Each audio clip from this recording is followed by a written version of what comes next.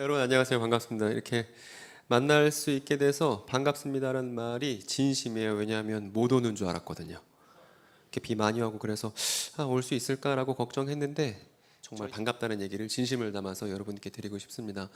목사님께서 앞에서 소개해 주신 바대로 저는 사실 아무것도 아닌 사람인데 사람들이 저를 전도사로 부릅니다만 이제는 저는 전도사로 부를 수도 없고 지역교회 사역을 하고 있지 않기 때문에요. 지금 제가 하는 일이라고는 신천지 경험했던 친구들 만나서 밥 먹고 노는 일을 주로 하고 있습니다. 근데 제가 이렇게 될 수 있었던 건 여러분 오늘 강의에 앞서서 말씀드리고 싶은 게 뭐냐면 우리가 잘 알고 있는 찬송가 중에 이런 곡 좀 아세요? 죄인도 원수도 친구로 변한다. 여러분 이 찬양 가사 아멘이세요? 그래요. 우리가 원래 하나님의 원수였고 그리스도 앞에서 죄인이었는데 그럼에도 불구하고 그리스도의 친구가 됐고 하나님의 가족이 되지 않았습니까? 그래서 기독교인은 이런 말 안 하는 거예요. 사람은 안 바뀌는 거지 뭐. 검은 머리 짐승은 거두는 거 아니래지 뭐. 이런 얘기는 그리스도인의 입 밖에 올릴 수 없는 말입니다. 왜냐하면 변할 수 없다고 말했던 그 사람들 중에 하나인 내가 변화를 겪어서 마침내 어떤 정체성을 얻게 되냐면 기독교인의 정체성을 얻었기 때문이죠. 아멘인가요? 그래요. 그래서 저는 잘 몰랐는데 저도 생각지도 않았는데 하나님의 은혜 안에서 정말 우연치 않은 기회 속에서 신천지 교인을 만났고 그 신천지 교인과 이야기를 나눈 끝에 그 친구가 신천지를 탈퇴하고 저의 막역한 친구가 되는 경험을 여러 차례 겪게 됐습니다. 그리고 나서 우리 조국교회 현실을 돌아보니까 조국교회 현실, 이 이단 사역이라고 말하는 이 사역의 현실이 어떠냐 하면 저 사람들 잘못됐어요. 저 사람들 악랄한 사람들이에요. 저 사람들 문제예요. 라고 손가락질 하는 것 외에는 별다른 방도가 없다고 믿는 게 오늘날 조국교회의 이단 사역이라는 것을 저도 경험적으로 알게 된 거예요. 그리고 이런 식의 이단 사역을 그리스도 앞에서 돌아봤을 때 이거는 우리의 주님의 뜻이 아니라는 걸 누구나 그리스도를 고백하는 사람이라면 대번에 알 거라 생각이 듭니다. 그래서 제가 교회들마다 다니면서 여러분 신천지 경험자들 우리가 섬겨야 한다고, 우리가 돌봐야 한다고 그 얘기를 지금 전국의 교회마다 하게 됐고 제가 믿기로는 하나님이 제가 이렇게 말하는 걸 좋아하시는 것 같아요. 그래서 이 교회 저 교회 많이 다닐 수 있게 돼서 이렇게 제가 교회마다 다니면서 이런 얘기를 하고 다닐지 돌아가신 저희 어머니는 몰랐겠습니다만 제가 걱정하는 건 신천지가 교회에 위협이 돼서 교회의 생존에 문제가 생길까 봐 걱정하는 게 아니에요. 제가 걱정하는 건 조금 있으면 이만희 씨가 죽을 텐데 이만희 씨가 죽고 나서 마음이 상해서 자신이 많은 시간, 많은 애정을 쏟았던 자신의 집단이 거짓이라는 게 드러났을 때 아파할 묻 많은 이 공주 지역에 있는 우리의 이웃들을 걱정하는 거예요. 여러분 그 사람들한테 뭐가 필요할 거라고 생각하십니까? 제가 단언컨대 그 사람들에게는 복음의 이야기가 필요하고 그 복음의 이야기에 걸맞는 삶을 살고 있는 기독교인이 필요한 거예요. 그런데 이게 없어요. 너무 유감스러운 얘기지만 없어요. 미워할 생각부터 하고 심지어 그들에게 무슨 이야기를 할지 준비조차 갖추지 않은 교회들이 허다합니다. 그래서 이게 제 마음의 큰 걱정이고 누군가는 제게 그렇게 얘기하더라고요. 빨리 이만희 씨 죽었으면 좋겠다고. 대부분 자기 가족이 신천지 안에 있어서 애달픈 부모가, 애달픈 연인이 그런 얘기를 많이 합니다만 교회의 구성원인 제 입장에서는 사실은 그렇게 기다려지지 않는 날이에요. 조금 더 늦게 죽었으면 좋겠어요. 왜냐하면 그 시간 동안 준비를 조금이라도 갖출 수 있으면 여러분 신천지 경험한 사람들이 그 안에 있지 않더라도 신천지를 경험했지만 신천지 교인이 아닌 사람들이 이 공주 지역에도 대단히 많을 겁니다. 여러분 그 사람들 교회를 찾습니까? 안 찾습니까? 교회를 안 찾습니다. 심지어 만약에 여기 있는 권사님들 중에 한 분이 자녀가 이제 신천지 교인이라는 걸 원치 않게 알게 됐어요. 그 권사님이 교회 공동체 식구들에게 우리 자녀가 신천지 교인이라는 걸 알게 됐다고 어떡하냐고 교회 식구들에게 말할 수 있을까요? 없을까요? 지금까지 말할 수 없었습니다. 이게 지금 이 이단 사역을 교회가 교회답게 대처하지 않았던 이 일을 오랜 시간 겪어왔고 계속 미워하고 경계만 하고 그들을 섬기고 제대로 된 탁월한 준비를 갖추지 않았더니만 결과가 어떻게 됐어요? 이단들이 더 커졌습니다. 좋습니다, 여러분. 그러면 이제 퀴즈부터 한번 내보겠습니다. 여러분, 하나님께서 사람에게 명하신 임무가 있습니다. 물론 크리스천에게 가장 중요한 건 사랑하는, 하나님을 사랑하고 이웃을 사랑하는 것이겠습니다만, 하나님을 사랑하고 이웃을 제대로 사랑하기 위해서는 반드시 이 인간 본연의 임무를 수행해야만 합니다. 하나님께서 인간에게 주신 임무 어떤 것인가요? 지금 누가 했습니다. 들었어요? 괜찮아요. 빨리 얘기해 주세요. 네.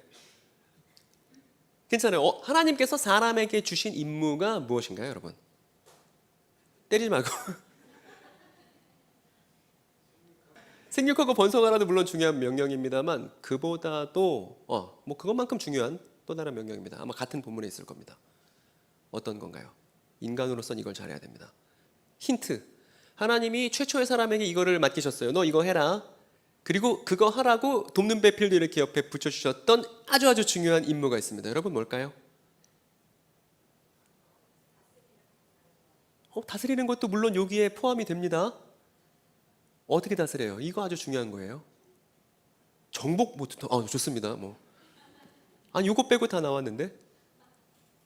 여러분 빨리 창세기로 빨리 머리를 돌려보세요. 어떤 거예요? 하나님께서 아담에게 요구하라고 하셨습니다. 아담은 사람이라는 뜻의 히브리어거든요. 사람에게 이거 하라고 하신 거예요. 힌트, 동물들을 대상으로 합니다. 그렇죠. 이름을 붙여주는 것이었죠. 이게 인간이 통치하는 방식인 거예요. 제대로 대상에게 이름을 붙이는 것 말입니다. 그래서 사람은 어떤 대상에게 이름을 제대로 붙이는 것이 중요해요. 그리고 이름을 제대로 붙이는 법을 가르쳐주는 게 뭐냐면 신학입니다.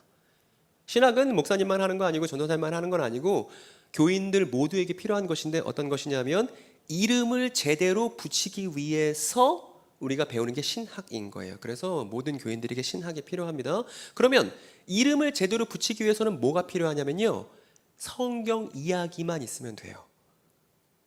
아주 목사님들처럼 어려운 공부, 막 원문을 공부하고 이런 걸 얘기하는 게 아니라 성경 안에 있는 이야기를 공부한다는 건 왜 공부하는 거냐 하면 제대로 이름 붙이기 위해서.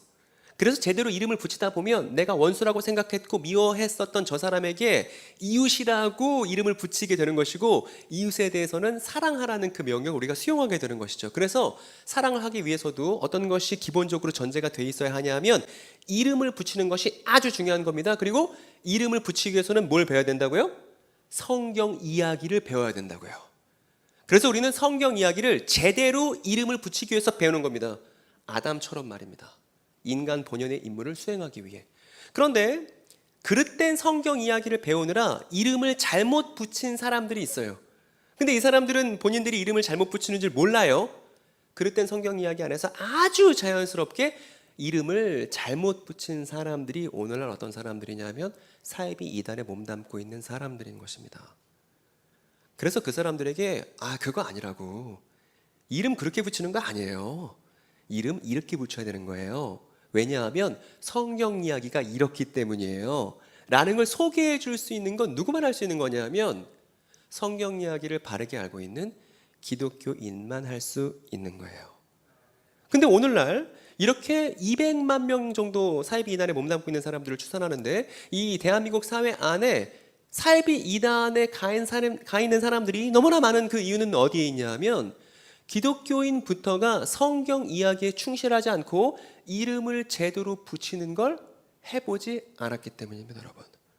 그래서 교회에서 유감스럽게도 성경 이야기 좀 얘기할 수 있으세요? 이렇게 물어보면 유치부부터 청년 이르기까지 10년, 20년 넘게 오랫동안 교회에 몸을 담았음에도 불구하고 성경 이야기를 자기 방식대로 시원하게 얘기할 수 있는 교인을 만나는 건 오늘날 거의 불가능한 일이 됐습니다.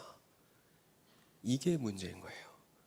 그래서 오늘 저는 신천지 이렇게 나쁩니다. GMS 이렇게 나쁩니다. 그런 거 얘기 안 할 겁니다. 만약에 그게 궁금하시면 나는 신이다 보면 되죠. 오늘 우리가 알아야 되는 건 이름을 제대로 붙이기 위해서 성경 이야기 안으로 더 깊이 들어가는 거예요. 이걸 준비해야 된다고요. 화면 한번 넘겨주시기 바랍니다. 요 얘기를 제가 해드릴게요. 제가 얼마 전에 광주를 다녀왔습니다. 광주에도 신천지 교인들이 많이 있거든요. 그래서 광주에서 초대를 받아서 갔는데 저한테 픽업해 주셨던 목사님이 이제 광주 지역을 이렇게 돌아다니면서 뭐라고 말씀하셨냐면 저기가 그 유명한 베드로 지성전이에요라고 광주 지역 신천지 교인들이 꼭 방문하게 되는 신천지 교회 건물을 저에게 소개해 주셨어요. 그리고 광주 지역에 있는 저 건물뿐만 아니라 신천지 교인들은 본인들이 예배하는 모든 건물을 가리켜서 뭐라고 부르냐 하면 성전이라고 이름을 붙였어요. 그래서 신천지 베드로 지성전. 그러니까 광주 사람들은 또 광주 신천지 교인들은 본인들에 대한 또 자부심이 있는 거예요. 성전도 그냥 성전이 아니라는 거죠. 지성전이라고 그렇게 이름을 붙인 겁니다. 저 사람들 어떤 사람들이냐면 여러분 오늘 제 강의는 치밀하게 구성이 되어 있습니다. 제가 몇 날 며칠 방구석에서 고민해서 오늘 여러분들이 이 강의만 잘 들으면 성경 이야기를 충실하게 알 수 있을 뿐만 아니라 신천지에 가라고 등 떠밀어도 갈 수 없게 만들어드리는 백신과도 같습니다. 더불어서 신천지 교인들을 안타깝게 여기고 섬기는 사람이 되는 지경에 이르도록 아주 치밀하게 구성된 강의니까 오늘 잘 여러분들이 집중하실 필요가 있고 오늘 강의가 영상으로 남게 될 거예요. 그래서 2번 보고 3번 보고 해서 이 강의 내용들을 충분히 여러분들의 것으로 만들어서 제대로 이름 붙이는 사람들이 되셔야만 합니다. 여러분 그렇게 하실 거죠? 그리고 제가 유튜브 채널 운영하고 있는데 종말론 사무소라는 이름으로 유튜브 채널 운영하고 있고 지금 전국의 교회들을 다니면서 강의했던 것들을 다 올려놨거든요. 그래서 여러분들이 이전 시간 동안 어떤 얘기를 했는지를 알기 위해서는 꼭 여러분들이 채널을 구독하셔서 좋아요도 심심하시면 누르시고 그렇게 해서 쭉 이전 이야기들을 확인해 보시는 게 여러분들의 신앙에 있어서 아주 기묘한 일이 될 거라고 생각합니다. 그리고 목사님은 오늘 이제 오신 분들 인원수를 세주시면 구독자가 몇 명 늘었는지 제가 집구석에서 확인해 보고 기뻐하도록 하겠습니다. 어쨌든 저 사람들 어떤 사람들이냐면요, 신천지 교육을 받고서 이제 신천지 교인으로 입교한 사람들이에요. 이 사람들 어떤 사람들이었냐면 다 한국교회 경험자들이었습니다. 신천지에 들어간 대부분의 사람들이 한국교회 유경험자들이에요. 아빠가 장로님이고 엄마가 권사님이고 이런 청년들도 너무나 많이 있었습니다. 그런데 이 청년들 왜 신천지 안으로 자발적으로 들어가게 되었냐면 신천지에서 가르치는 성경 공부가 탁월하다고 스스로 믿게 되었기 때문입니다. 상대적으로 저 어렸을 때부터 교회 주일학교 배웠는데요. 저 어렸을 때부터 엄마 아빠한테 성경 이야기 배웠는데요. 근데 그거는 신천지만 못하더라고요. 이렇게 생각한 청년들만 교회를 떠나서 신천지로 갈 수 있는 것이죠. 여러분 그렇기 때문에 이 오늘날 작금의 사이비 이단 문제, 신천지 문제가 해결된다고 해서 사이비 이단 문제가 다 말끔히 종료되는 건 아닐 겁니다. 신천지뿐만 아니라 제 생각에는 더 위험한 이단들은 어디에 있냐면 한 30명, 40명 되는 이단 있죠. 그러니까 알려지지 않은 어떤 교주 한 명이 한 3, 40명 모여놓고 그 사람들을 쥐락펴락하는 그런 알려지지 않은 이단, 정식 교리조차도 없는 그런 이단들이 대한민국에 되게 많이 있습니다. 특히 기도원자 붙으면 약간 의심스럽기도 해요. 그래도 되게 많이 있습니다. 근데 그렇게 아주 작은 그런 집단이라 할지라도 한 가정에 미치는 그 위험은 아주 치명적입니다. 그래서 신천지만 반대한다고 사이비 이단 문제가 끝나는 게 아니에요. 지금은 대이단의 시대입니다. 성경 이야기를 왜곡시켜서 사람들을 짜먹으려는 사람들이 너무나 많은 사람들이고 이 사람들 다 유튜브하고 막 이렇습니다. 그렇기 때문에 교회가 이단에 대해서 제대로 대처하기 위해서는 우리의 이야기를 충실하게 알 필요가 있다는 것입니다. 그런데 그 우리의 이야기, 성경 이야기에 대해서 제대로 교육하지 않다 보니까 사이비 이단들의 그 성경 이야기에 매료된 사람들이 그런 사이비 이단들 몸집 불리는 일에 스스로 마중물이 되어준다는 것입니다. 지금 현 상황이 말이에요. 화면 보여주십시오. 그래서 오늘 공주중앙성결교회도 이 교회 교육의 문제를 실무자들이 한번 되돌아볼 필요가 있습니다. 우리 교회 교육을 쭉 참여하고 나면 성경 이야기를 해박하게 알 수 있는지 없는지를 스스로 한번 따져봐야만 하는 것입니다. 이걸 하지 않으면 사이비 이단 문제에 손을 댔다고 말할 수 없는 것입니다. 특히 유초등부 친구들한테 가서 너 성경 이야기에 대해서 말할 수 있어? 그러면 유초등부 아이가 뭐라도 말을 해야 됩니다. 근데 만약에 유초등부 아이가 저 모르겠는데요? 이렇게 하면 그 교육 전반을 재고해 봐야 되는 것이죠.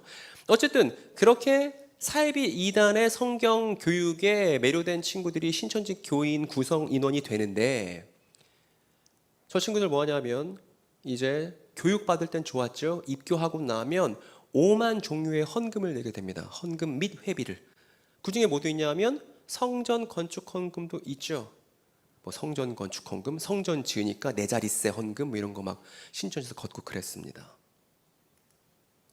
여러분, 이제 중요한 질문을 던질 차례가 됐습니다. 신천지 교인들, 제가 지금 만나고 있는 교제하고 있는 친구들 중에 여러 사이비 이단 경험자들이 있어요. 구원파라는 이단을 제외하고 모든 사이비 이단들이 본인들이 예배하는 건물을 뭐라 부른다? 성전이라 부르더라고요. 공통적으로요. 그래서 우리는 이런 질문을 던져보는 것이죠.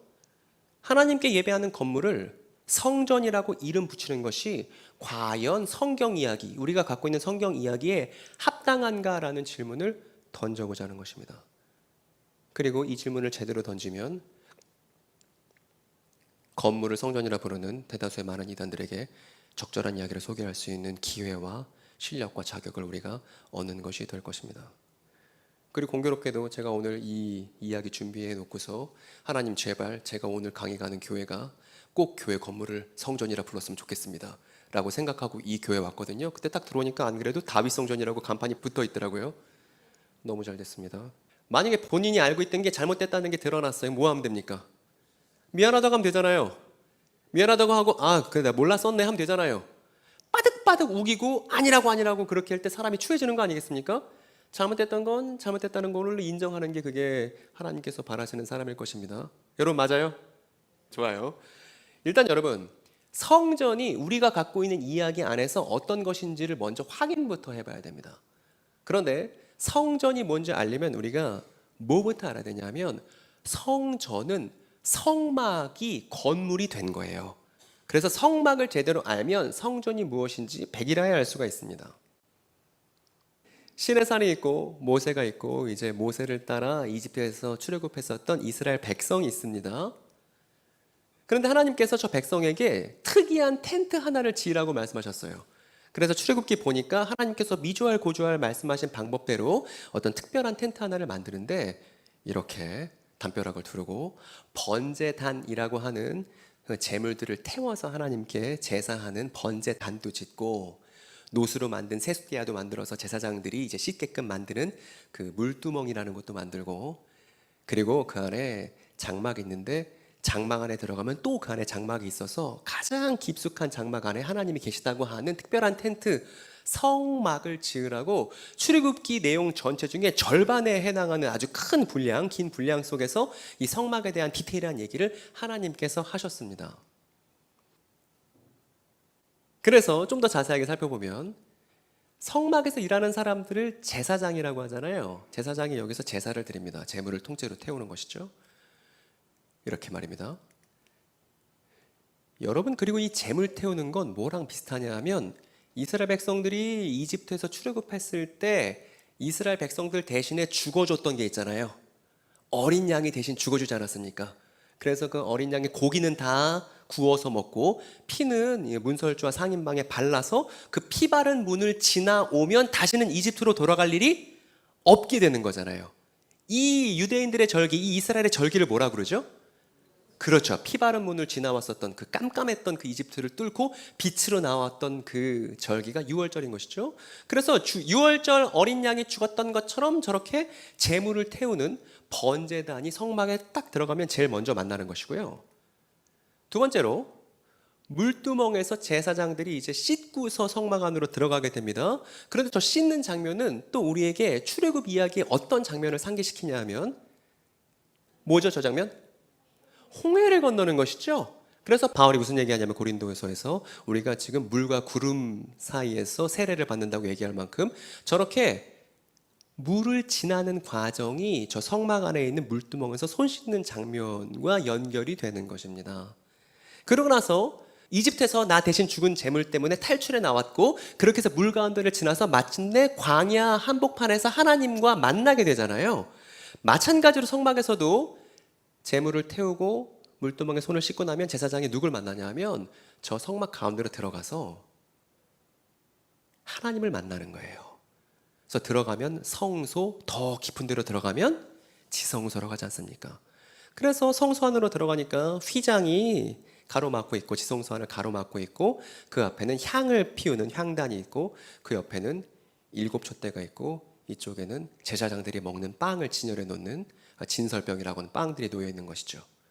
그래서 저 휘장마저도 걷어놓고 들어가면 저 안에는 하나님의 시은좌, 하나님께서 은혜 베푸시는 자리라고 하는 그 법궤 뚜껑이 있고 저렇게 언약궤가 있는 것이죠. 저 언약궤에 또 여러 출애굽과 관련된 물품들이 들어있고요. 그래서 이렇게 하나님을 만나는 장면과 또 연결됩니다. 시내산에서 모세와 아론을 통해서 하나님의 메시지를 이스라엘 백성들이 듣게 되니까요. 그래서 정리해 보니까 여러분 성막이 지어진 그 성막을 제사장들이 통과하는 그 장면들을 보니까 어떤 이야기가 자연스럽게 상기되냐 하면 이렇게 성막의 구조 자체가 출애굽 이야기를 요약하고 있죠. 확인하셨죠, 여러분? 그럼 여러분, 하나님께서 이 성막을 지으라고 말씀하신 건 매번 여기서 제사 드릴 때마다 뭘 까먹지 말라는 거예요. 니네가 어떤 과정을 통해서 나를 만나게 되었는지 그 출애굽 역사를, 출애굽 이야기를 절대 까먹지 말라고 교보제로 만들어주신 게 성막이죠. 그러니까 이스라엘 사람들은 성막에 제사 드리는 과정을 볼 때마다 무슨 생각했냐 하면 그때 재물이 우리를 대신해서 죽었지. 그래서 우리가 이집트를 탈출할 수 있었지. 그때 우리가 물가운데를 지나서 왔지. 그렇게 우리가 한 분 하나님을 만났지. 우리가 그 한 분 하나님과 함께하는 백성이지 라는 것을 상기시킬 수 있는 그런 건물이 성막이었다고요. 그리고 이 사람 모세인데 모세는 오늘 우리랑 달리 우주가 저렇게 생겼다고 생각했습니다. 오늘 우리는 초등학생들도 빅뱅 이론을 알고 우주가 136억 년 전 만들어졌다고 이런 과학 시간에 배우고 하지만 모세처럼 오래된 시절에 있었던 사람에게는 그런 지식이 없었습니다. 그래서 모세와 같은 그런 고대 유대인들은 어떻게 생각했냐 하면 이렇게 하늘이 3층으로 구성되어 있다고 생각했고 이 평평한 땅을 그 3층 하늘이 덮고 있다고 생각했어요. 그리고 하나님은 어디에 계시냐면 저 가장 꼭대기에 계신 셋째 하늘에 계시다고 그렇게 생각했습니다. 심지어 누구도 그렇게 했냐면 바울도 그렇게 생각했어요. 그래서 바울도 하나님 만나고 나니까 자기가 몇 번째 하늘 갔다 왔다고 그래요. 내가 셋째 하늘 갔다 왔네. 이렇게 당대 우주 그림에 걸맞는 방식으로 표현을 하지 않습니까? 근데 이 말씀을 왜 드렸냐면 성막도 3단 구성이에요. 당대 사람들이 생각했던 우주랑 성막은 아주 닮아 있습니다. 그래서 성막에 있는 가장 깊숙한 곳에 하나님을 만나러 들어가면 첫째 하늘을 지나서 둘째 하늘을 지나서 셋째 하늘로 들어가야만 하나님을 만날 수 있었어요. 그래서 성막은 하나님께서 창조하신 창조세계 전체를 요약하는 건물이기도 했습니다. 하늘 전체를 요약하는 건물이기도 했어요. 그리고 하나 더요. 그리고 나서 성막 제작 방식을 쭉 하나님께서 말씀하신 다음에 어떤 방식으로 그 메시지가 마무리되냐 하면 우리 앞에 있는 걸 한번 같이 낭낭한 목소리로 한번 읽어보겠습니다. 시작. 너는 이스라엘 자손에게 일러라. 너희는 안식일을 지켜라. 이것이 너희 대대로 나와 너희 사이에 세워진 표징이 되어 너희를 거룩하게 구별한 이가 나 주임을 알게 할 것이다. 여러분 질문입니다. 왜 성막을 이렇게 만들어라 쭉 설명하신 다음에 그 끄트머리의 결론에 안식일로 끝났잖아요. 왜 성막 만들라는 규례 다음에 안식일로 마무리가 됐을까요? 아니 성막 짓는 것만 말하면 되지 왜 성막 한참 짓는 거에 대해서 말씀하신 다음에 그 끄트머리에 안식일 꼭 지켜야 돼 라고 하나님께서 이렇게 딱 요걸로 성막 제작 방식을 매짐을 하셨을까요?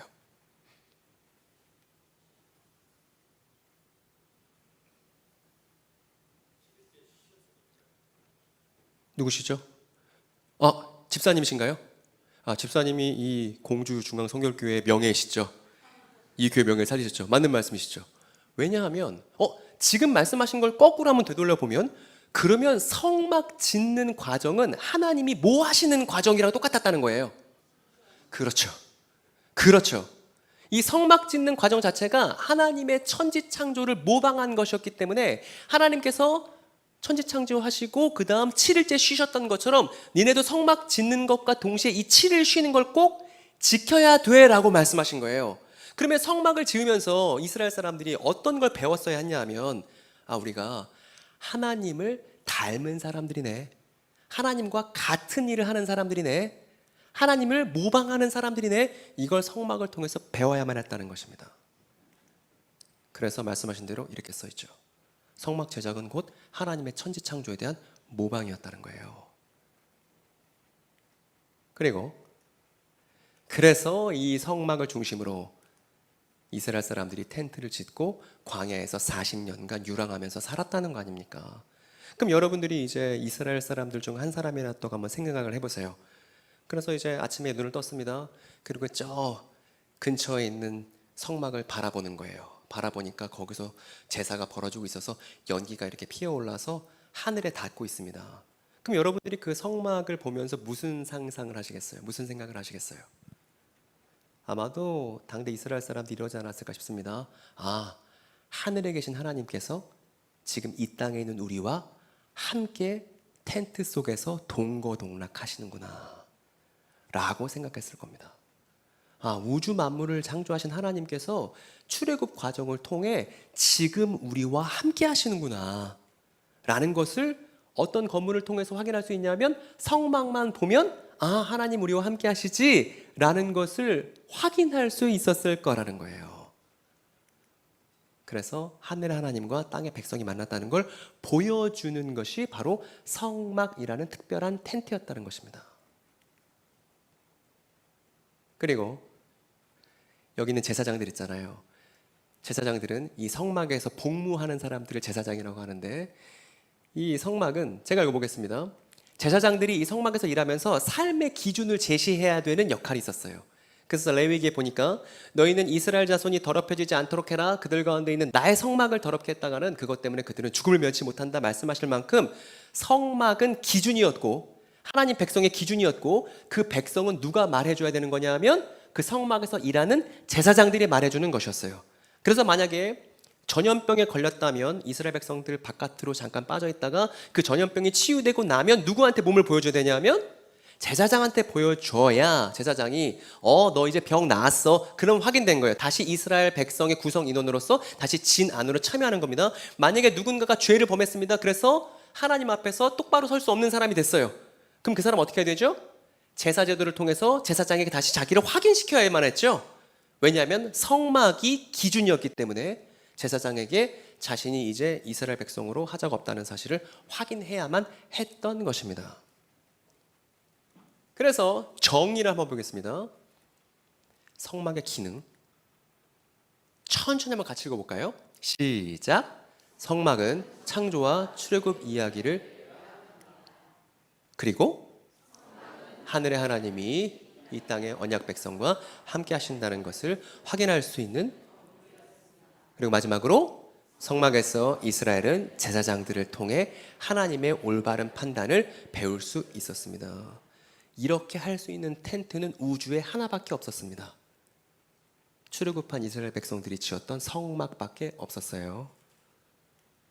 그런데 이 성막이 광야에서 유랑할 때는 이렇게 텐트로 만들었다가 이제 구름 기둥이 딴 지역으로 떠나면 텐트 얼른 철수해갖고 제사장들이 짊어지고서 다시 또 이동했다가 또 구름 기둥이 멈췄으면 다시 천막을 설치하고 하는 과정을 40년 동안이나 반복했던 거예요.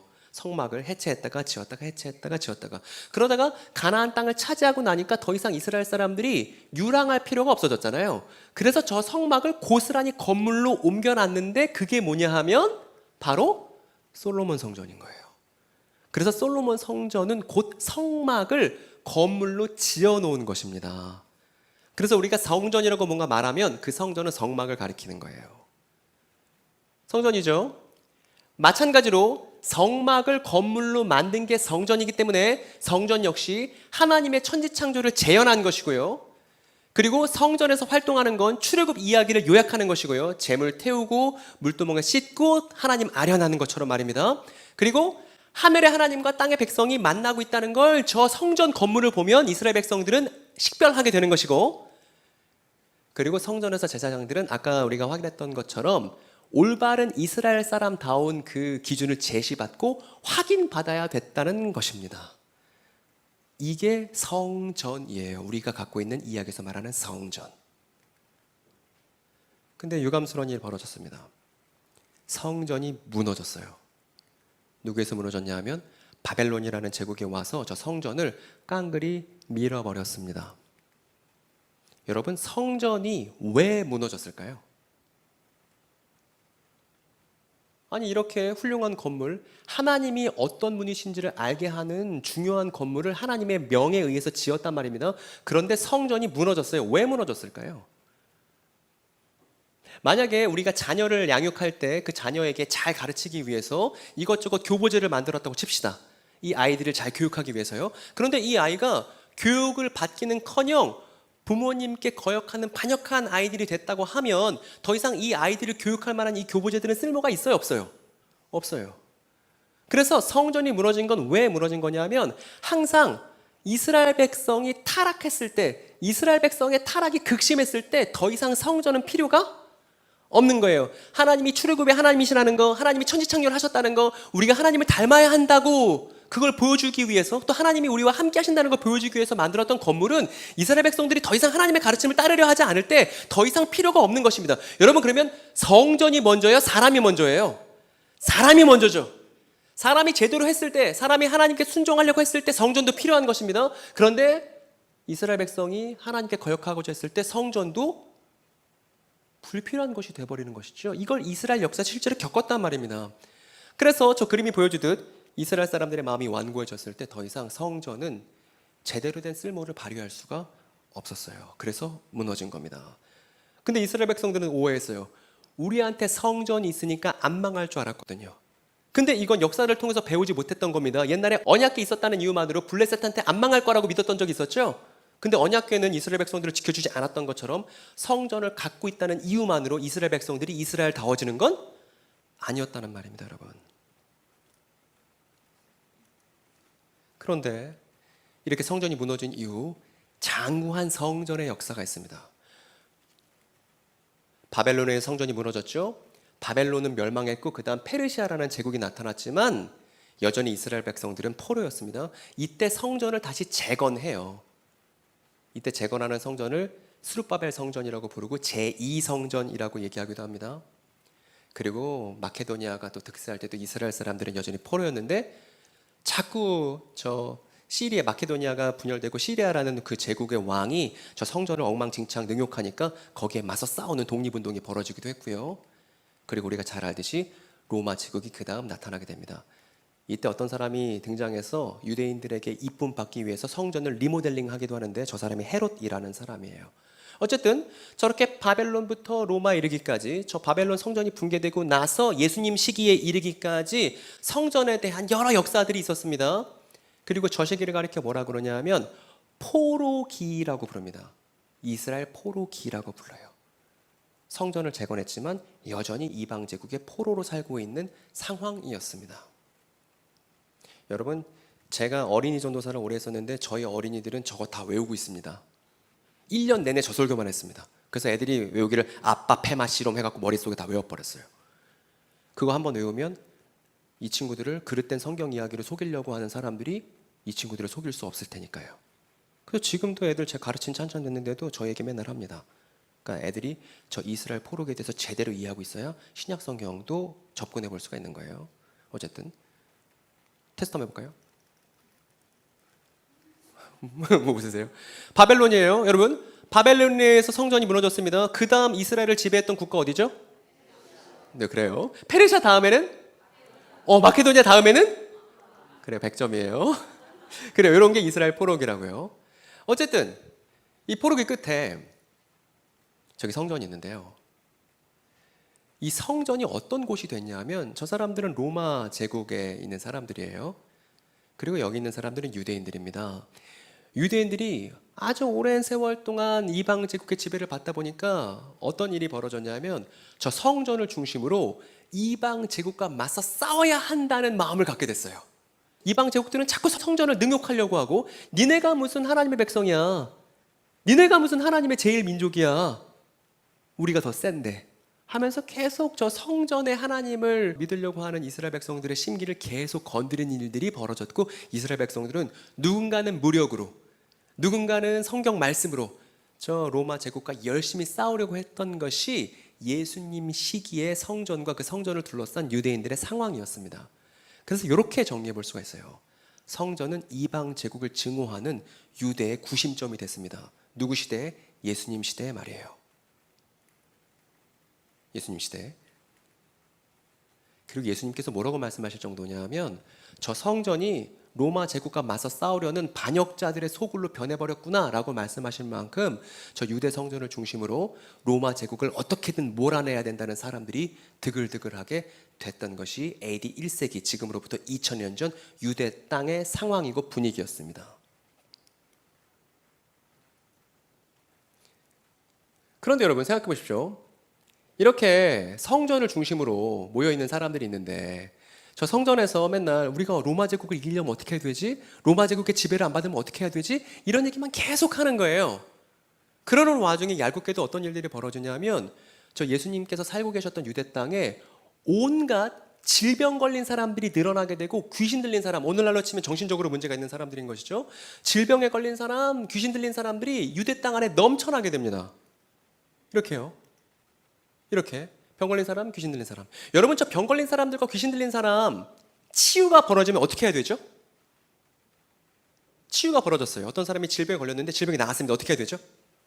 제사장한테 가서 병이 치유가 됐다는 걸 확인받아야 되죠. 근데 그런 일은 벌어지지가 않고 질병에 걸린 사람들만 넘쳐나는 것이 1세기 유대의 모습이었단 말입니다. 그리고 이 사람들 어떤 사람들이냐면 여러분 드러나 보셨습니까? 세리? 이 사람들 세리나 병에 걸린 사람들이나 귀신 들린 사람은 성전에 출입을 못하게 했습니다. 특히 세리의 경우 억울한 면이 있는데 왜냐하면 왜 성전에서 배제됐냐 하면 이 세리라는 사람들은 어떤 사람들이냐 하면 유대인 동족한테 돈을 걷어다가 이 돈을 누구한테 갖다 주냐 하면 로마에게 갖다 주는 사람인 거예요. 그러니까 우리 식으로 하면 친일파인 거죠. 그러니까 동족들이 저 세리만 하면 너무 미워하고 성전은 로마랑 맞서 싸우자고 구심점이 된 그런 건물이었는데 저 세리들은 자꾸 로마에 돈을 갖다 주는 사람이잖아요. 그러니까 세리들은 성전에 들어올 수 있다 없다? 니네가 어딜 들어와? 이렇게 된 거예요. 그래서 세리들은 유대인임에도 불구하고 이스라엘 사람들에게 왕따를 당했다는 거 아닙니까? 이게 바로 우리 예수님의 시기였다는 것입니다. 그리고 나서요, 우리는 마가복음 2장으로 들어갑니다. 잠깐 소개를 해드리면 여러분 제가 지난주에 다른 교회 가서 강의하고 왔는데 그 교회에서 마가복음 1장을 다뤘습니다. 그리고 오늘 공주에 와서 마가복음 2장을 다루는 거예요. 그리고 이렇게 교회들을 돌아다니면서 마가복음 마지막 장까지 다룰 겁니다.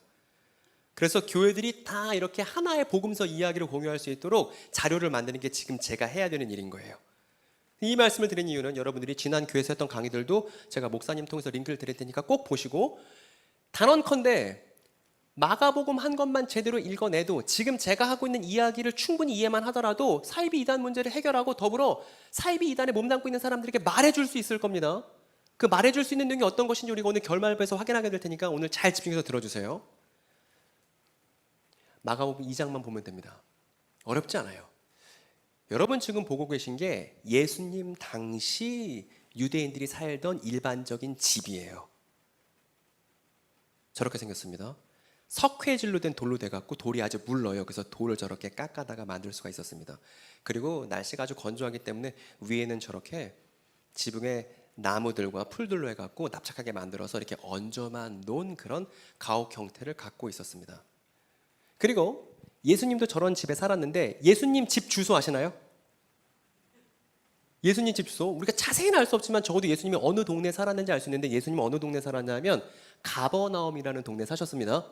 가버나움. 그래서 성경 보다가 가버나움 나오면 우리가 반가워야 되죠. 어머 여기 누구 사는 데예요? 예수님 사는 동네네. 이렇게 반응을 해야 됩니다. 그런데 어느 날 무슨 일이 있었냐면 저 유대에 어떤 집이 있었는데 저 안에 예수님이 계셨어요. 그래서 많은 사람들이 예수님 만나고 싶어갖고 득달같이 예수님께 찾아왔습니다. 그런데 저렇게 인산인해를 이루니까 저 입구로는 들어갈 수도 없는 상황이 됐어요. 그러던 와중에 어떤 유대인 청년 4명이 있었는데 4명이 들것에 사람을 싣고서 막 부랴부랴 뛰어오고 있었어요. 아마도 자기 친구의 병을 낫게끔 하기 위해서 다급한 마음에 들것에다가 그 친구를 싣고 막 온 것 같아요. 그런데 집 문 안으로 들어갈 수 있어요 없어요? 못 들어가는 거예요. 그래서 어떻게 했냐면 이 4명의 친구들이 기지를 발휘했습니다. 어떻게 했냐면 지붕을 뜯어버렸어요. 여러분 저 집주인이라고 한번 생각해 보세요. 기분이 어떻겠습니까?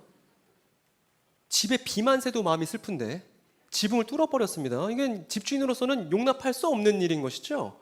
그런데 저렇게 지붕을 뚫어버린 내 친구가 어떻게 했냐면 아주 천인공노한 일을 벌이는데, 저렇게 해서 자기 친구를 어떻게 하는 거예요? 여기 들것에다가 예수님 계신데 내리는 거예요. 그리고 저 동네, 저 사건이 벌어진 동네가 어디였냐면 가버나움이었습니다. 그러면 저 집 누구 집이에요? 아마도 가버나움에 있는 예수님이 계셨던 집이니까 누구 집일 확률이 높아요? 예수님이죠. 딱해요, 안 딱해요? 지붕 뚫린 집주인이 예수님인 거잖아요. 너무나 답답한 일입니다. 그러니까 방 안에서 예수님께서 말씀 전하시는데 부스럭부스럭 소리가 들려서 고개를 드니까 지붕에 빛이 들어와.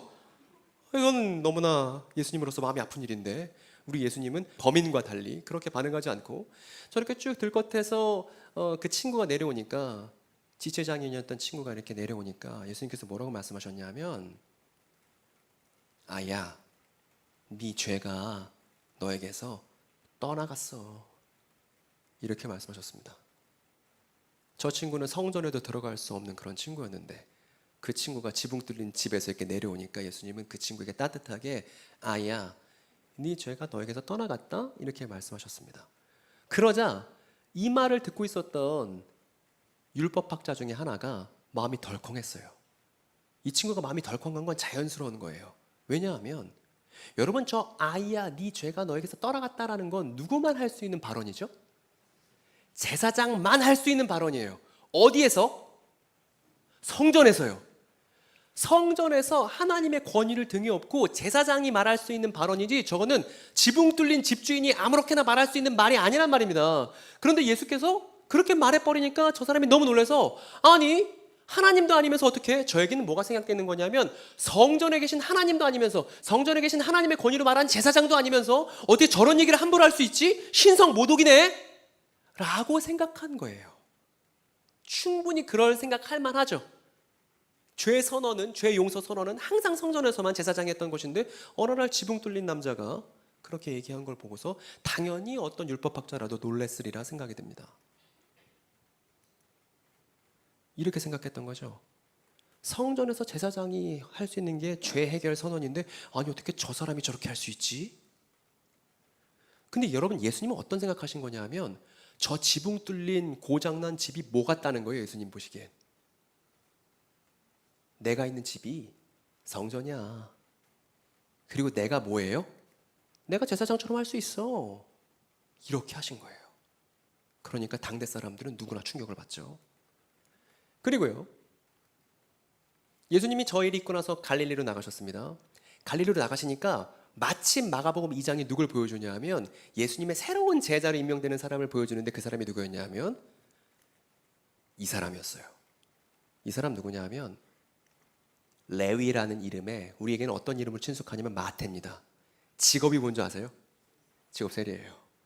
여러분 이상하죠? 마가복음 2장이 지붕 뚫린 집을 성전이라고 보여주더니 바로 그 다음에 사건이 어떤 사건으로 이어지냐면, 성전에 들어갈 수 없는 누구를 보여주냐면 레위, 마태를 예수님이 제자로 영입하는 장면. 심지어 제자로 영입하는 것에서 끝나지 않고요, 저 레위랑 뭐 하냐면 밥을 먹습니다. 레위랑 밥을 먹어요. 여러분, 밥 먹는다는 건 무슨 뜻이냐면 너랑 나랑 이제 친구란 뜻이잖아요. 그러면 성전에 출입할 수도 없는 저 친일파와 같은 민족 반역자와 같은 레위랑 예수님은 친구를 먹어준 거예요. 누구처럼? 저처럼. 제가 신천지 경험자들과 밥 먹는 것처럼요. 근데 오늘도 교회 들어오니까 교회 입구에 뭐라고 써 있어요? 신천지 아웃? 여러분, 신천지 아웃 스티커 보면 신천지 교인들이 어우 아웃이라네, 가지 말아야겠다 이럽니까? 여러분, 지금 우리가 걱정해야 되는 건 신천지 교인이 교회에 들어올 걸 걱정하지 말아야 하고요. 지금 걱정해야 되는 건 신천지가 붕괴하고 나서 신천지를 경험했던 사람들이 다시 따뜻한 교회품을 찾을 수 있도록. 게다가 여러분, 자기 자녀가 신천지 교인이라는 걸 알게 됐어요. 어느 날 서랍 드르륵 열어보니까 신천지 전단지가 우르르 나왔어. 그래서 내 아들이 신천지 교인인 걸 알게 됐습니다. 그러면 그날 집 대문에다가 신천지 아웃 스티커 붙일 수 있어요, 없어요? 못 붙입니다, 그렇게. 그러니까 지금 저 신천지 아웃 붙인 거 제가 볼 땐 별로예요. 차라리 뭘 붙여야 되냐면 플랜카드 붙여놔야 됩니다. 뭐라고요? 신천지 경험자 대환영. 당신들이 궁금해하는 거 다 풀어줄 수 있음. 이렇게 붙여도 모자랄 판국에 아웃이라니. 목사님 그렇지 않습니까? 당장 떼실 거라고 생각이 들고. 예. 어쨌든 저렇게 세리랑 밥을 먹었는데, 저 장면도 또 율법학자한테 들켰어요. 율법학자 기분이 어때요? 아니 성전에 들어올 수 없는 그 세리 더러운 양반이랑 어떻게, 성전은 깨끗하고 더러운 것을 기준을 제시하는 아주 중요한 건물인데 그 성전에 출입할 수도 없는 저 더러운 애를 이렇게 밥을 먹나? 라고 당연히 의아하게 생각했을 거란 말입니다. 근데 이상하게 마가복음은 계속 저 율법학자의 통념을 깨뜨리는 장면만 보여주고 있어요. 아마 저 생각했겠죠. 아니 성전에도 못 들어가는데. 그리고 나서 예수님께서 명언을 남기시죠. 이렇게 말씀하신 거예요. 힘 있는 자들에게는 의사가 필요 없지만 약한 사람들에겐 그렇지 않더라고. 나는 의인들이 아니라 죄인들을 부르러 온 거야. 이렇게 말씀하셨습니다. 이게 뭐냐면 지금 저렇게 예수님 말에 트집 잡고 있는 애들이 의인이고 진짜 힘이 있다는 얘기가 아니잖아요. 자기가 아픈 거 아는 사람들, 그 사람들이 나를 필요로 한다는 얘기고, 예수님이 만약에 걸어다니는 성전이라면, 예수님께서 만약에 걸어다니는 성전이라면 그 걸어다니는 성전은 누구에게 찾아가냐 하면 그동안 건물 성전이 배제했던 사람들을 찾아가는 그런 성전이 예수라는 걸어다니는 성전이라는 걸 저 예수님의 말씀이 여실히 보여준단 말입니다. 자, 그림으로 표현해 봤는데 예수님이 걸어다니는 성전이라면 그 걸어다니는 성전은 저 세리를 내치지 않는다는 거예요. 그리고 나서요, 그 다음 마가복음 2장 장면이 이렇습니다. 어떤 또 사람이 또 찾아와서 뭐라고 그러냐면, 아니 세례요한의 제자들은 금식하고 바리새인들도 금식을 하는데 왜 예수 당신의 제자들은 금식을 하지 않습니까? 이 장면으로 넘어갑니다. 여러분 근데 이 장면을 당대 상황을 모르고 보면 우리가 이해할 수가 없는데, 왜냐하면 당대 많은 유대인들이 있었습니다. 다양한 그 종파 유대인들이 있었어요. 세례요한파도 있었고 바리새파도 있었고 제사장들도 있었고 여러 사람들이 있었는데 이 사람들 공통적으로 금식했습니다. 어이구 안 돼. 금식했습니다. 여러분 이 유대인들이, 예수님 당시 유대인들이 왜 금식을 했는지 아세요? 이 사람들이 금식하면서 슬퍼했었던 이유는 뭐냐 하면 옛날 옛적에 성전이 무너져서 유대인들이 이방 제국의 포로가 된 걸 슬퍼하는 것을 표현하기 위해서 뭘 했냐 하면 금식을 한 거예요. 성전이 무너졌던 슬픔을 잊지 않기 위해서. 그런데 이상하게도 예수와 예수를 따르는 제자들은 저 성전 무너진 이유 때문에 금식한다 안 한다? 안 한다는 거예요. 이상하게. 그래서 예수님께서 말씀하십니다. 내가 신랑인데 금식을 왜 해? 여러분 이때 신랑은 메시아를 말하는 전문 표현이고 그 메시아의 혼인잔치는 메시아께서 예언을 이루신다는 얘기입니다. 그런데 예수님께서 수수께끼 같은 말씀을 하세요. 그런데 신랑이 들려지면 그날에는 금식을 꼭 해야 돼. 신랑이 들려지면. 여러분 금식은 성전이 무너지면 하는 거잖아요. 신랑이 들려지면 저 표현은 어떤 사건을 가리킬까요? 그래요. 메시아의 죽음이고요. 메시아의 죽음을 예수님은 어떻게 생각하시냐면 내가 곧 죽을 건데 내가 죽는 게 성전이 무너진 거랑 똑같은 거야. 그땐 금식해야지. 라고 자기 자신을 누구처럼 말씀하시냐면 성전처럼 말씀하신다고요. 저 건물을 성전처럼 말씀하시는 거예요? 아니요. 걸어다니는 예수 자신이 인간 성전으로서 자기 자신을 그렇게 말씀하신다는 것입니다. 혹시 지금 성경책 있으신 분은 요한복음 2장 21절을 빨리 한번 찾아보세요. 그리고 얼른 한번 이 교회를 대표해서 한번 읽어주시기 바랍니다. 요한복음 2장 21절이에요. 여기에 요한이 아주 노골적으로 써놨습니다. 교회에서 성전에 대해서 이름을 어떻게 붙여야 되는지 말이에요.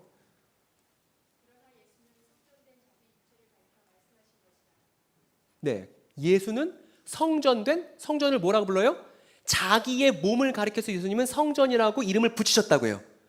예수님의 몸이 곧 성전이라고요. 그러면 예수님이 십자가에 달려 돌아가신 건 성전이 무너진 거랑 똑같고 예수님이 부활하셔서 온전한 몸으로 회복되셨다면 그것은 성전이 새롭게 재건된 거랑 똑같단 말입니다. 그래서 신약 성경은 아주 혁명적인 메시지를 보여줘요. 그 메시지는 뭐냐면 예수의 몸이 곧 뭐라고 이름 붙여야 된다는 거예요? 성전이요. 건물은 돼요, 안 돼요? 안 된다고요.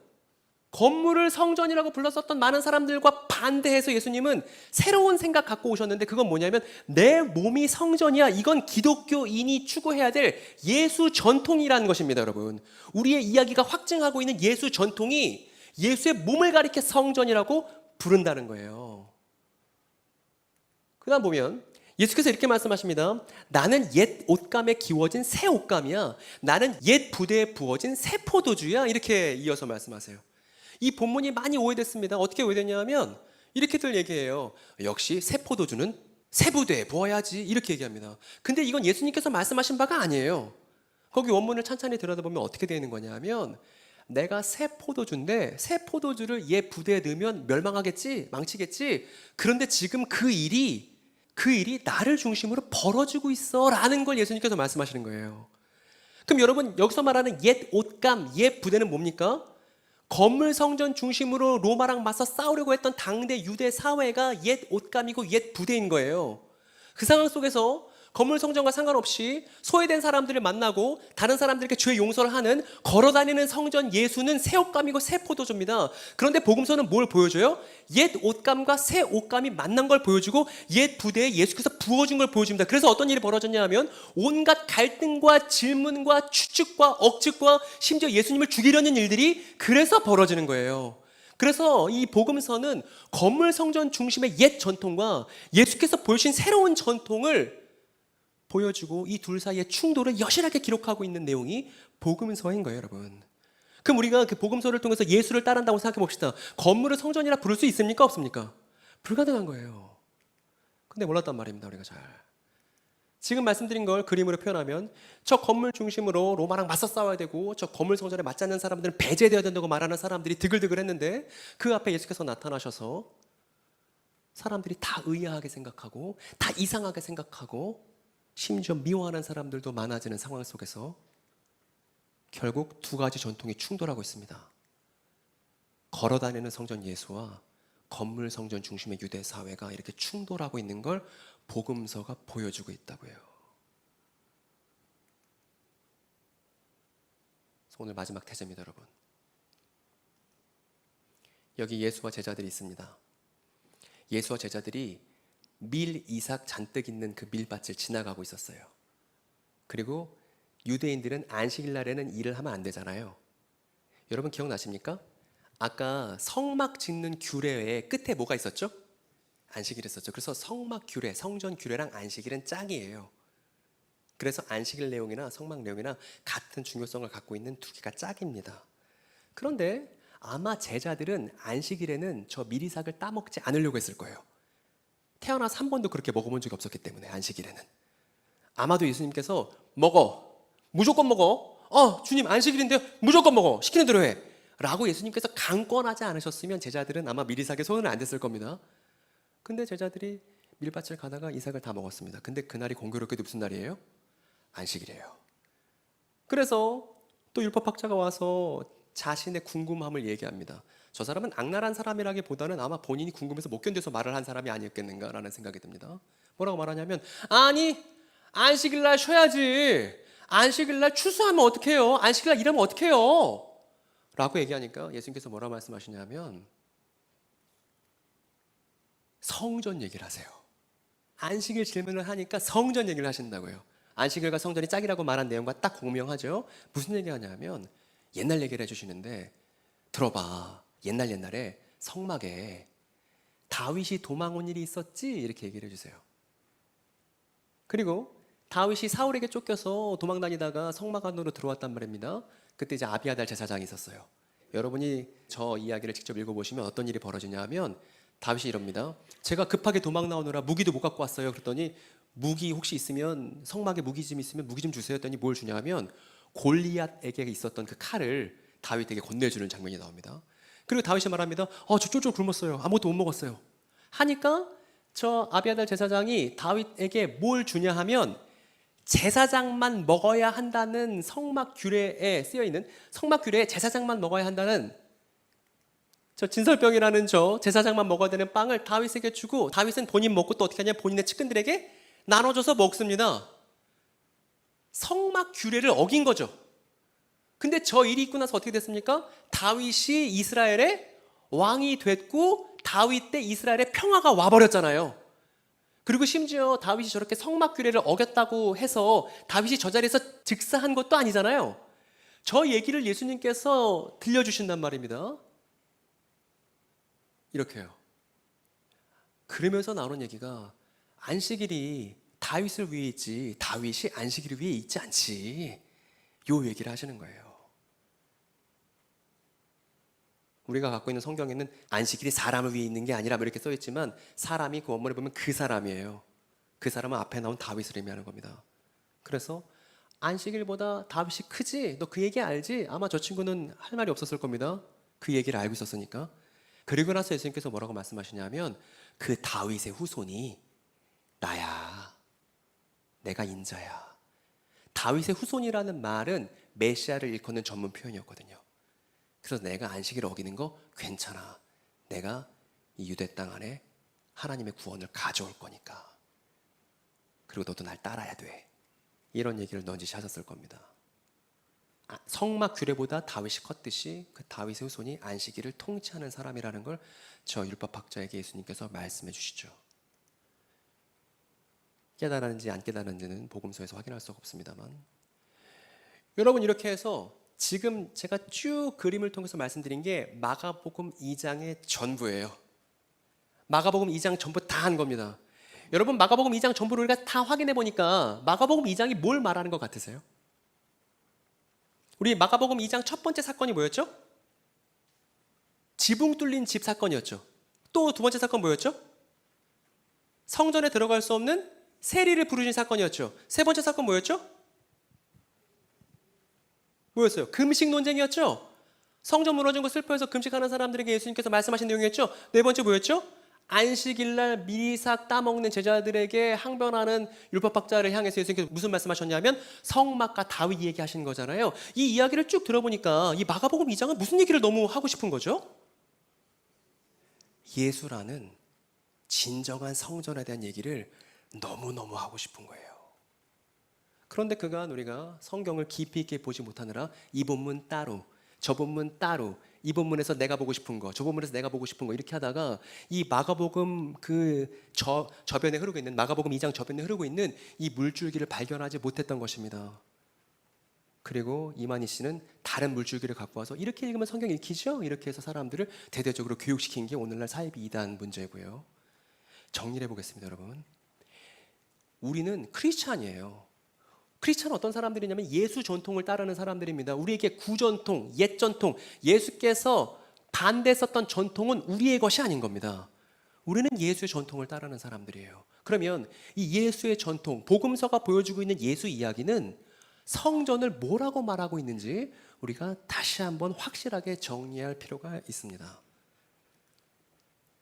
아니라면 여러분 아니라고 얘기해 주세요. 제가 하나씩 읽어볼 테니까. 복음서가 보여주는 예수 전통이 말하는 성전은 죄 문제가 해결됐고 네가 치유됐다는 걸 어디서든 선언할 수 있어야 돼요. 맞습니까? 그리고 배제된 사람들에게 그 사람들이 찾아올 걸 기다릴 게 아니라 그 사람들에게 직접 찾아가는 걸어다니는 성전이어야 해요. 맞습니까, 여러분? 그리고 건물 성전을 대신하고 심지어 안식일보다도 중요한 것이어야만 합니다. 맞습니까? 그리고 창조와 출애굽을 요약하며 하늘의 하나님이 이 땅에 우리와 함께 하신다는 걸 그 사람을 보고서 확인할 수 있어야 하고, 그렇게 깨끗한 것과 더러운 것을 제대로 분별할 수 있는 올바른 판단에 건물 아니고 예수를 따르는 사람을 가리켜서 복음서가 말하는 성전이라고 할 수 있을 겁니다. 여러분 아멘이에요, 아니에요? 확실합니까? 여러분 공주중앙성결교회 바로 저 성전 되기 위해서 이 자리에 모신 거 맞습니까? 그래요. 우리의 성전은 저런 성전이라고요. 우리가 복음서에서 확인할 수 있는 성전은 저런 성전이란 말입니다. 우리가 예수 전통을 따르기 때문에 우리가 저런 성전이고, 혹시 여러분 이 자리에 또 성경책을 빨리 펴실 수 있다면 에베소서 2장 한번 펴보시겠습니까? 에베소서 2장 20절부터 22절일 겁니다.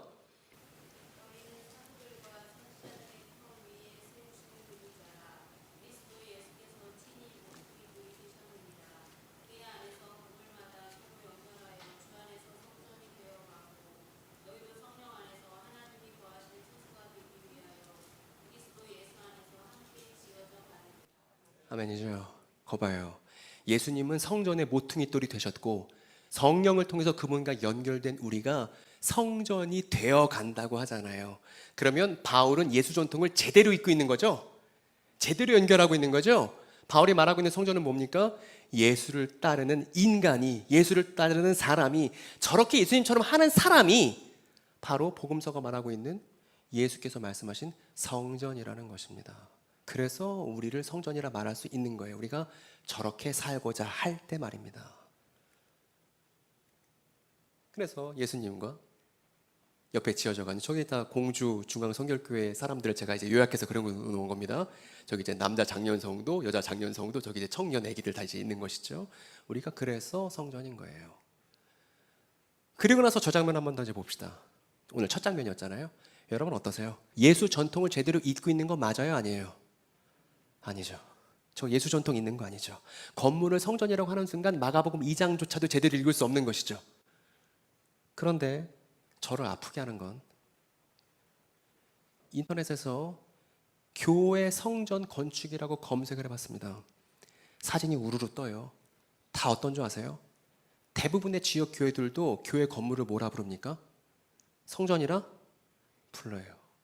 그리고 공주중앙 성결교회는 이거 남의 일 문제도 아니잖아요.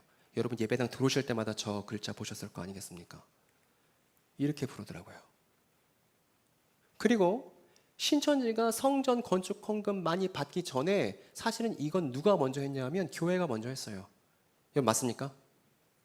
만약에 우리가 교회 건축물을 짓는다면, 많은 사람들이 필요로 해서 꼭 필요한 건물을 짓는다면 그건 정말 해야 되는 일일 겁니다. 마치 교육관을 짓듯이.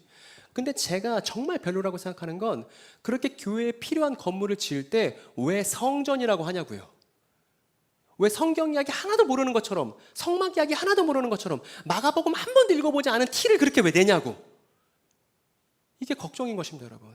그리고 한국교회가 그동안 제대로 이름 붙이지 않았기 때문에, 하나님의 올바른 사람으로서 제대로 이름 붙이지 않았을 때 어떤 일들이 벌어졌냐 하면, 그렇게 잘못 이름 붙인 것들을 먹고서 누가 생겨요? 사이비 이단들이 거기에 기생하게 된다는 말입니다. 그리고 사이비 이단들이 그걸 지적했을 때 한국교회가 할 말이 없어진단 말입니다. 그렇기 때문에 사이비 이단 문제를 본질적으로 해결하는 건 반드시 어디서부터 시작해야 되는 거냐 하면, 우리가 우리의 이야기를 충실하게 다시 들여다보는 거예요. 우리한테 익숙했다고 그게 옳은 게 아니고요. 우리가 늘 그렇게 들어왔다고 그게 정답인 게 아니고요. 다시 복음서에서 예수의 낯선 전통을 확인하는 일을 반드시 교회가 해야 한다는 것입니다. 그리고 다음 세대들에게 참된 이야기를 전달하는 일에 최선을 다하고자 지역사회 안에 교회가 있는 거예요. 여러분, 만약에 우리가 이걸 하지 않으면, 여러분, 우리 다음 세대들에게 또 사이비 이단을 물려주고 싶으십니까? 확실한 건 뭐냐 하면, 대형 사이비 이단이 생기고 성장했다가 정점 찍고 알아서 멸망합니다. 여태까지 늘 그래왔어요. 전도관이라고 들어보셨습니까? 예전에 전도관이라고 박태선을 하나님으로 믿는 사람들이 엄청 많았었는데, 전도관도 득세했다가 정점 찍고 지금은 되게 소수파가 남았어요. 근데 그러고 나서 전도관 이탈자들을 교회가 섬길 생각을 한 번도 하지 않았습니다. 그랬더니 어떻게 됐습니까? 전도관 이탈자들이 우르르 나와서 뭐 만들었냐면 장막성전이라는 걸 만들었어요. 장막성전도 또 흥왕해서 커서 정점 찍고 알아서 쇠락했습니다. 장막성전 이탈자들을 교회가 섬길 생각을 역시나 또 하지 않았어요. 그러다 장막성전 이탈자들이 뭘 만들었냐 하면 신천지를 만든 거예요. 그리고 우리는 우리 시대 안에, 우리 세대 안에 뭘 보게 될 거냐 하면 신천지가 종막을 맞는 걸 보게 될 겁니다. 근데 걱정이 됩니다. 신천지가 종막을 맞고 거기 있는 사람들이 상심해서 마음이 찢겨서 우르르 빠져나올 때, 그 사람들에게 참된 성경 이야기, 교회다운 교회, 성전다운 성전을 소개하고 경험시키지 않는다면 우린 또다시 뭘 보게 될 거죠? 제2의 제3의 신천지가 또 생겨나는 걸 수수방관하며 또 보고, 그때 신경 안 쓰고 있다가 그게 거대 조직이 되고 나면 어떻게를 하게 될 겁니다, 여러분. 여러분, 그래서 지금 우리 시대에 교회의 숙제가 있고 교회에게 주어진 시대적 과제가 있습니다. 이것은 뭐냐면 교회가 교회의 이야기에 충실하고 이것을 지역사회에 공론화하는 일이에요.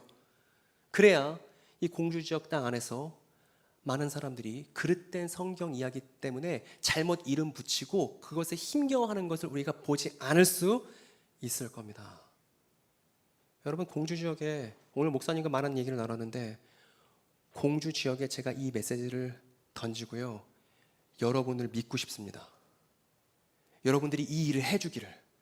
제가 전국을 다니면서 이 얘기를 하고 다닐 때 적어도 공주 지역은 제가 뒤돌아보지 않아도 여러분들이 이 일을 해주시기를. 그래서 이 공주중앙성결교회의 교육 과정을 따르면 성경 이야기를 잘 알 수 있다고 지역사회에 소개할 수 있을 정도로 그 성취도를 획득하기를 제가 간절히 바라고 있습니다. 지금 여러분, 제 기대가 과한 기대인가요?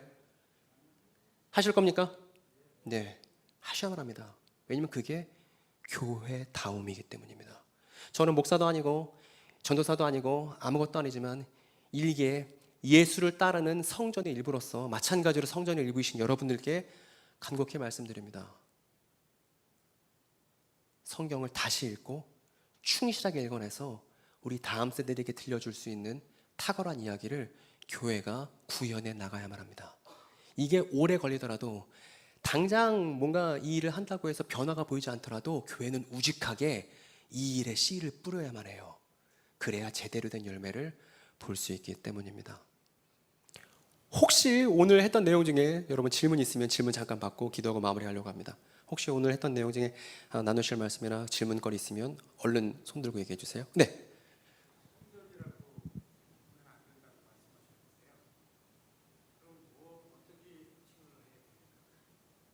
너무 좋은 질문입니다. 대안이 뭐냐 이거죠. 혹시 다른 분들은 어떤 이름을 붙이면 좋다고 생각하시나요? 교회 건물에 대해서요? 예배당 좋습니다. 저는요, 장로님이신가요? 예, 장로님. 저는 성전 빼고 다 된다고 생각합니다. 성전만 안 했으면 좋겠습니다. 그래서 예전에 제가 그 심호했었던 교회에서는 그 사람들한테 그 교회 건물을 건축하고서 이름을 모집했어요. 대신 목사님이 이 정도만 해줬습니다. 우리는 꿈을 꾸는 사람들이니까 드림자가 들어가는 것으로 이름을 모집한다, 공모한다. 해갖고 사람들이 드림자 들어가는 거 창의적이고 재밌는 이름 엄청 많이 사람들이 냈어요. 그래서 저도 하나 냈는데 제 건 안 됐고요. 저는 다드림이라고 하자고, 다드리겠다고, 다드림으로 하자고 했더니 드림하우스로 낙점이 돼갖고 교회를 지금도 그렇게 부르고 있는데, 그러면서 그 이름에 우리의 추억들이 켜켜이 쌓이게 되더라고요. 적어도 성전이 무엇인지 분명하게 얘기해주고 교회에 뭔가 이름 붙이는 건 탁월하게 창의적으로 충분히 자유롭게 할 수 있을 거라고 생각이 듭니다. 혹시 또 다른 분들도 하신 말씀 있으면 또 얘기 또 나눠보고 싶습니다. 네.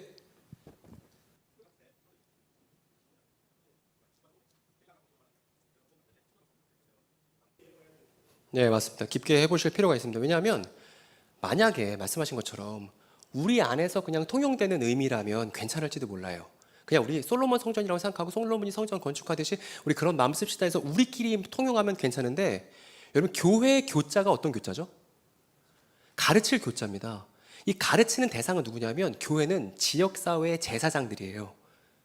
그렇기 때문에 이 공주 지역 안에서 성경 이야기를 교육하는 역할을 누가 맡는 거냐면 이 공주의 교회들이 맡는 겁니다. 그러면 처음에 오는 사람들, 예를 들어 교회에 새신자가 왔습니다. 내지는 사이비 이단 경험자들, 이탈자들이 왔습니다. 그 사람들에게 성경 이야기를 가르쳐야 되는데 성경 이야기 가르칠 때 빠뜨릴 수 없는 개념이 성전인 거예요. 그럼 그 사람들에게 성경 이야기에서 성전이 이런 거야 라는 걸 또 가르치고, 돌아서서는 근데 우리는 그냥 우리에게 편하게 용례는 이렇게 쓰기도 해, 이걸 두 개를 이원화시키는 게 훨씬 더 공이 많이 들어가는 일일 겁니다. 그래서 교회가 깊이 있게 고민해 보시고, 제가 아까 말씀드렸잖아요. 우리가 이름을 어떻게 붙이는 것이 되게 중요하다고. 그리고 어떻게 이름을 붙이는 게 우리가 본질에 집중하고 예수님을 더욱더 따를 수 있을 것인지, 이걸 교회가 깊이 있게 결정하셔야 됩니다. 그리고 제가 단언할 수 있는 건, 복음서는 아마 우리가 건물도 성전이라고 하고, 그리고 이제 우리의 몸도 성전이라고 해. 만약에 사도들이 그 얘기를 들었다면 사도들은 그 얘기를 거절했을 거라 생각이 듭니다. 교회의 옳고 그름의 기준은 사도들의 가르침이 있습니다. 1세기 사도들의 가르침. 저 개인적인 의견을 말하는 게 아니라 1세기 사도들의 가르침을 얘기하는 것이고, 우리는 더욱더 복음서 이야기에 충분히 흠뻑 젖을 필요가 있다는 얘기를 꼭 여러분들께 당부드리고 싶습니다. 그리고 이제 남은 숙제는 저는 오늘 한번 얘기하고 갈 거예요. 저는 그게 제 역할입니다. 그리고 남은 이제 교회담을 이 공주 땅에서 구현해 나가는 일은 여러분들의 역할입니다. 여러분들에게 맡겨놓고, 또 목사님께 맡겨놓고 기대하는 마음으로 저도 기도하며 동역하겠습니다. 잠깐 같이 기도할까요? 시작 같이 기도하기를. 성전된 여러분 같이 기도해 주십시오. 우리 두 가지를 놓고 기도했으면 좋겠는데, 하나는 사이비 2단 경험했던 친구들을 위해서 기도해 주십시오. 아마 지금도 밤잠 설치고 신천지가 맞는지 틀리는지, 하나님의 교회가 맞는지 틀리는지 고민하고 있을 친구들이 많을 겁니다. 하나님께서 지혜를 주셔서 그들에게 올바른 선택을 내릴 수 있도록 그렇게 기도합시다. 두 번째로는요, 우리가 잘 준비할 수 있도록 또 기도했으면 좋겠습니다. 잘 준비할 수 있도록. 성전이라는 말을 오해해서 사이비 이단 몸담고 있는 사람들의 눈물을 제가 여러분들께 대신 전달해 드립니다. 신천지 교인이 신천지 탈퇴하고 나면 저한테 뭐라 그러냐면요, 이제 어디 가야 하나님 만날 수 있어요? 이래요.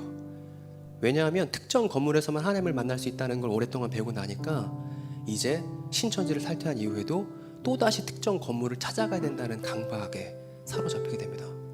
그럼 제가 고린도전서 1장 1절이랑 2절을 읽어주고서 하나님은 어디에나 계시고 우리가 성전이야, 그 얘기를 해주면, 한번 그랬어요. 그 얘기를 했더니 신천지 오래 있었던 부녀자 한 분이 제 얘기를 듣고 눈물을 펑펑 흘리시더라고요. 그러면서 이래요. 저 이제 어디 안 찾아가도 돼요? 그러시더라고요. 예수의 참된 이야기 안에서 참된 자유가 있습니다. 두 가지 말씀드렸죠. 하나는 지금 신천지를 비롯한 사이비단을 경험하고 있는 친구들을 위해서, 그리고 그들을 위해서 잘 준비될 교회를 위해서. 잠깐 기도하고 제가 마무리 기도하겠습니다. 기도하시겠습니다.